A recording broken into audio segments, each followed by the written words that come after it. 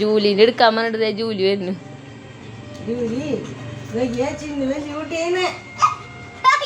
എല്ലാവർക്കും നമസ്കാരം. ഇന്നത്തെ വീഡിയോ എന്ന് പറഞ്ഞു കഴിഞ്ഞാൽ നമ്മുടെ ചിന്നുമോളുടെയും ജൂലിമോളുടെയും അവരുടെ സ്നേഹപ്രകടനം ഒന്ന് കാണേണ്ടത് തന്നെയാണ്. അപ്പോൾ വീഡിയോ ഫുള്ളായിട്ട് കാണാൻ സപ്പോർട്ട് ചെയ്യാം.